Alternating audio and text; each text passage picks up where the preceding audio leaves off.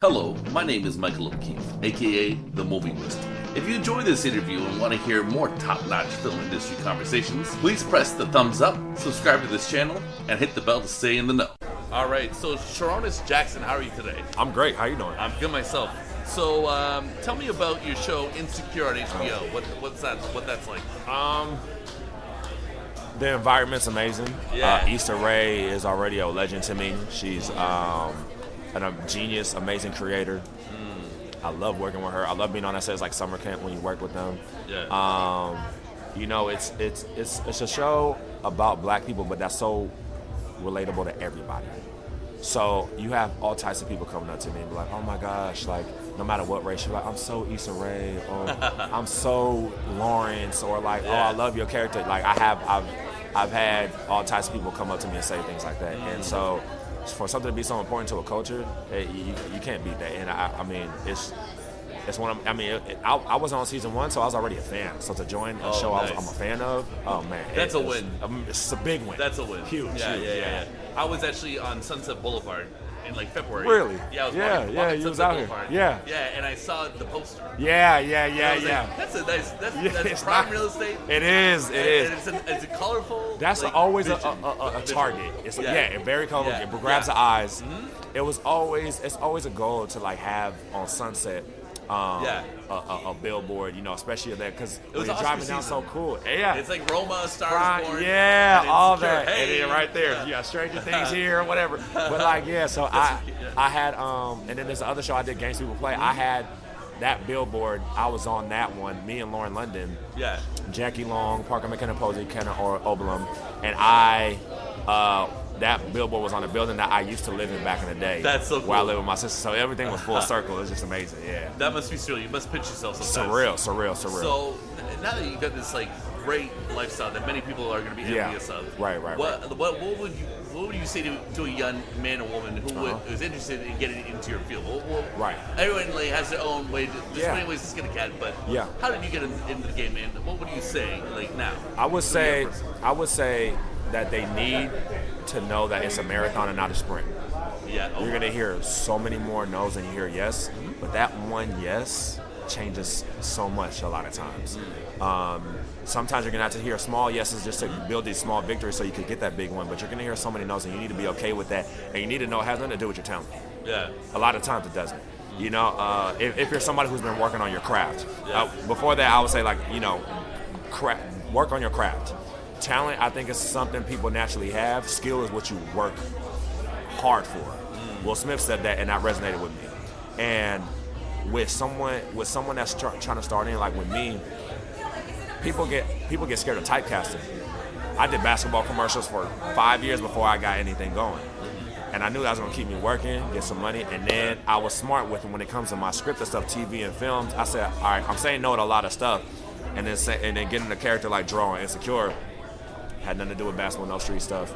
That normalizes me because of my height, right? I'm 6'8", so that normalizes me. It is, right? And that's not what people are used to seeing. Right. So once I got that, and people were able to just see me in that world, environment where I'm not on the court or I'm not in pads or whatever, now other projects can be like, oh yeah, we're interested in this guy, and then it just starts going from there. So don't be afraid of that. Work on your craft. Every day ask yourself, what am I doing to improve my craft? And are you honestly in love with it, or do you just love the idea of it? Yeah. Because if you love the idea of it, you're going to be very disappointed. Yeah. You really got to thoroughly enjoy the process. Because if you think about this whole career, what I do, like from doing stuff like this to appearances, like being in front of the camera, acting is like 10% of everything of my career, really. Like, it's so small. You got table reads, you got rehearsal, whatever, you got fittings and stuff, you interviews, you got premiere, whatever you got to do, auditions, acting class. You really work hard. Exactly. Yeah. You got to pound the pavement. So I think that's what people really got to kind of take in and realize that's what it really is. I remember when Barry Jenkins won the Oscar. He said you gotta. It's what you're saying. It's about the process, not the end result. He says that with an Oscar to say. Yeah, exactly. Yeah. And see, and that's a guy who I mean, he did a film, Medicine for Melancholy, and then didn't make a film for 12 years, which was Moonlight. You're dead. It seems like you would be dead, but then Exactly. So, but know? what he did is like he worked panels at Sundance. He was doing stuff. He was around it all the time. He was still working and doing like I don't know, like shorts or like visuals and stuff. But he stuck with his own process, and when he got inspired and struck, then he did Moonlight years after his first, and look what happens. And if Bill Street Could Talk follows, which my very good friends Stefan James and Kiki Lane were leads of, and then you have people like Regina King who deserved the Oscar. It's just absolutely, so at the end, people just got to realize and don't let nobody else dim your light, because Barry could have let people dim his light. Barry could have been like, man, I really want to be an Oscar-winning director.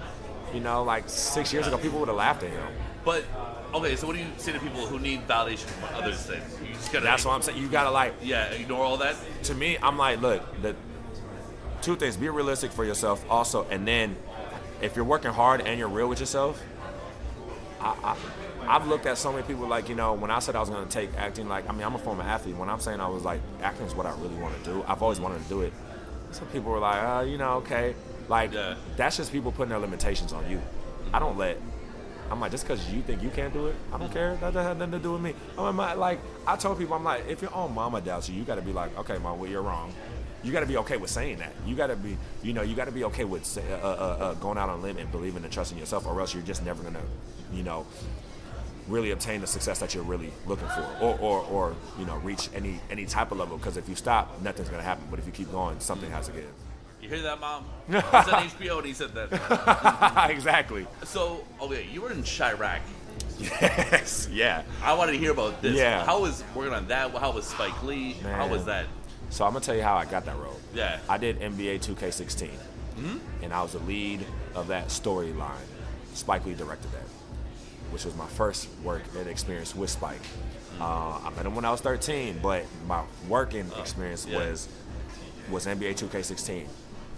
So he liked my work so much and trusted me, and is such a good dude that he just made a small role for me and put me in Chirac. I wasn't even, that role wasn't in there at all. Wow. He just added them in there for me, and I was so grateful for that. And he used 3 other cast members of mine or 4 other ones in that same game and put them in the cast.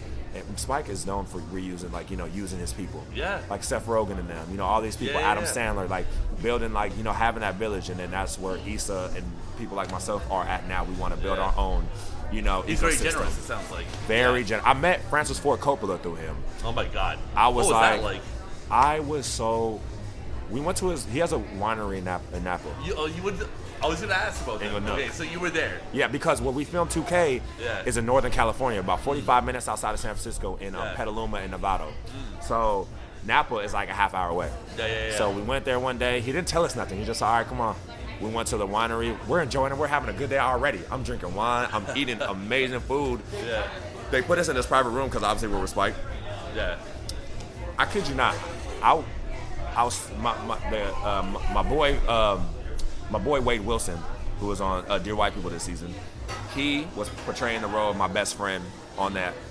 We were talking and we're just like, man, we were like, yo, like this is like one of the best days of my life. Before Francis even walked in the door. Right.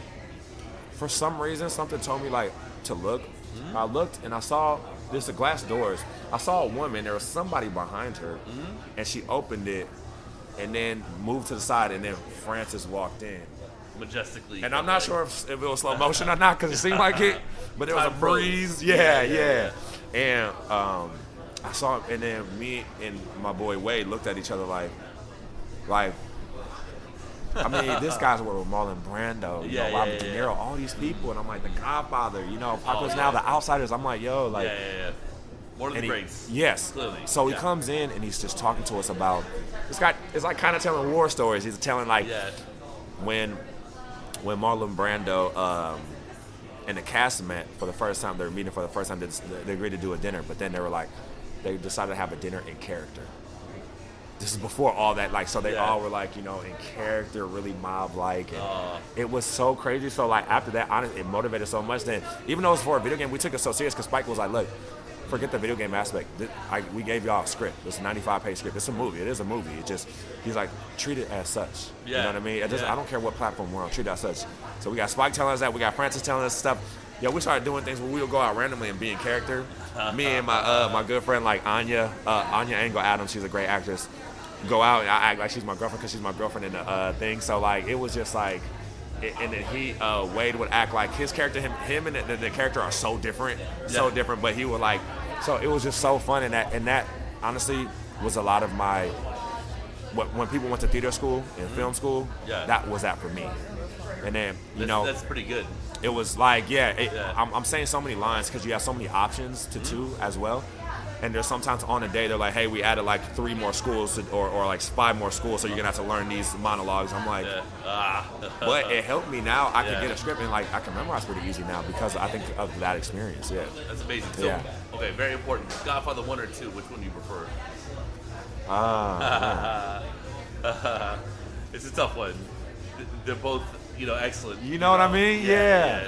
But like if I don't play political personally. Oh, okay. So I go for 2. Yeah, you know what? I feel like a lot of people do like second one too more. I do. Yeah. I feel like they do. It's like a popular, unpopular opinion. Yeah, it is. It is. Right. Yeah, exactly. Yeah. I might just go, but I might go with the first. Okay, yeah. I might go with the first. Marlon Brando's classic. You know what I mean? With all, like, on the waterfront and all that, like, his, like, lore, and he'd been out of the game for a bit. Yeah. Yeah. Marlon Brando is, I mean, that, and he's such an interesting individual, too. He was so interesting. And I got the privilege of, I have a family friend who was a big-time director named Paul Hunter, and he did the Michael Jackson You Rock My World video, and Marlon Brando had a cameo in that. Amazing. And I was just like, wow, that's insane that you were able, like, just the people you have on your list that you worked with. And I'm like, Marlon Brando? Like, So, yeah. So, tell me about Vital Signs, because you write for that. Yeah, so Vital Signs, what it was supposed to be, I won't say too much on it because I don't know what we can say. Okay. But Dr. Dre was involved in it. I know that. Yes. That's on IMDb, so that's not like... Yeah, exactly. That's good to go. Yeah. Paul Hunter, a guy I was talking about. Yeah. The director of that. Okay. That idea was so edgy. We were really taking it places. Oh. Things were going to be graphic. Oh, really? There was like a huge orgy scene that we're going to have. All right. Filmed with actual porn stars. Oh, wow. Yeah. And so doing that, it was so intense. And we had great actors attached to it. We had Sam Rockwell, Ian McShane, Aisha Hines. We just had Michael Kenneth Williams. We had great actors. And that was my real first experience being in a writer's room and being able to see how each room's different, but seeing how this one works. And it was a good education for me for now the stuff I'm developing on my own, right? Because it was nice to be on the staff just to get that education, but I want to create my own stuff. And that was a very interesting experience, I will say. Since that experience, have you been ad-libbing lines more? Oh yeah, I've pitched storylines. I've definitely have gone. I'm like, listen, I kind of want to say this instead. I feel more comfortable. I honestly, voice as well. Exactly. As a writer, like, there's even times, honestly, there's a lot of stuff I take out. I'm like, I can say this with a look. I can do this. I take things out. That's more visual. It's more the medium. Yeah. Exactly. So I think like the common mistake would be for someone that's green, they would think like, to really show your chops, you gotta all this dialogue. I didn't have many lines. Paragraphs. I'm like, if you could like, yes, a monologue's nice, but if it's the times in between that, if you could really master that, you're working your craft. All right, and so directing is something that you want to do, I'm assuming. Absolutely, right. Yeah, for sure. I'm right now writing and producing is what I'll focus on right now, but and I'm developing some things right now with some partners of mine, but directing I think is something like once. I want to learn the language and the technicalities of the camera way more. Yeah. And once I'm comfortable with that enough, I think I will. I'll start diving in, and because I think eventually I'll start moving more behind the camera at some point. Oh yeah. Yeah, I think that's smart as an actor. I think that'd be I want to do. I definitely want to portray or be a part of certain type of films. Like there's like maybe 4 different type of roles that I would love to dig in, sink my teeth in, and then after that I can be satisfied. And then be like, all right, and then obviously I'm gonna tell my own stories now. Yeah. That's dope. I like it. Were there like directors or actors that like when you were growing up that really inspired you? Oh yeah. Yeah. Obviously, Spike. We talked about that. Spike Lee. Yeah. Paul Thomas Anderson. Oh, cool. Boogie Nights is I love Boogie Nights. amazing. Like There Would Be pornos. Blood is probably yeah. And There Will Be Blood. There Would Be Blood is probably one of my favorite movies of all time. That's in my top 5, I would say, for sure. There Will Daniel Be Blood. Day-Lewis is scary in that, man. That level Do you of know what I intensity? mean? And Yeah. also, I respect Paul Dano so much. Man, like played twins and Eli Sunday. That church scene with Daniel Day-Lewis, that was one of the most moving things to me. Yeah, I was like, yeah. just seeing him in that element, I was like, whoa. So Paul Thomas Anderson was definitely one. Do you like Tarantino? I love Quentin Tarantino. Yeah. I love because you know why? I love that he could be like, you guys say you have to write a script this way, but I write them this way. Yeah. It doesn't have to be one thing as long as it's good. You know what I mean? And there always going to be a structure to it, but as long as it's like you have something solid and a quality story and characters, like he's just like, no, I like this structure better. And it's like, so I The way love he can Quentin drag you Tarantino. on a scene, I don't think anyone could do that. No, exactly. Yeah. And There's still it's tension. never boring. Yeah. There's still tension, but Yeah, it's dragged out differently. He definitely pulls from an Alfred Hitchcock, show the bomb under the table. Yeah. Let the audience see it, and then And now the you can play dialogue with is it. so Yeah, different, though. yeah, Nobody writes like that. exactly. Yeah. And then I'm thinking like it's John not- Singleton. Oh, John Singleton. Yeah, I would have to give a lot of respect to him because I'm very particular when it comes to certain black stories, especially when they're told in the hood, right? Like in a low poverty area. You could get real stereotypical with it. It could be an imagination. authentic, yeah. Exactly. Yeah. I don't like imagination of us. So he was able to give you stereotypical settings for us that we've seen, but given such a real way. In my opinion, there's two shows that are the best out right now. Yeah. Succession and Snowfall. Those are the two best shows on TV to me right now. Okay. Succession. I'm a huge Adam McKay fan. Yeah. Huge Adam McKay fan. Huge. Was that the Spotlight guy? Adam McKay. Did Adam McKay do Spotlight? Oh. Adam McKay has done. Vice. Okay, no, there's someone else. Yeah. Big Short. Right. Yes, right. that's him. And then him and Will Ferrell had Step Brothers and Talladega Nights. Yeah. So like to have someone that talented do versatile, Big yeah. Short and then Step Brothers, Right. and they're both grade A, like that to me, Hey. that's a dream. Yeah, and Yeah. we were close to working with each other recently. Almost happened, just didn't quite work out, but we will at some point. At some point, exactly. At some point. And then If it's meant to Snowfall. be, it's meant to be. Exactly. Yeah. Yeah. What's for you is what's for you. Yeah. Snowfall is on FX, and Damson Idris is the lead of that. And he does a phenomenal job because he's not American. And the LA, the Los Angeles accent, South LA accent so particular. And he's able to pull it off so real, and it's gritty. It's gritty. So I love those are the two best shows to me. And John Singleton inspired me a lot with a lot of his work. So yeah. Well, I really like your passion, and thanks for man, stopping me, appreciate man. it. I hope Yeah. you enjoy the rest of TIFF. I will definitely, man.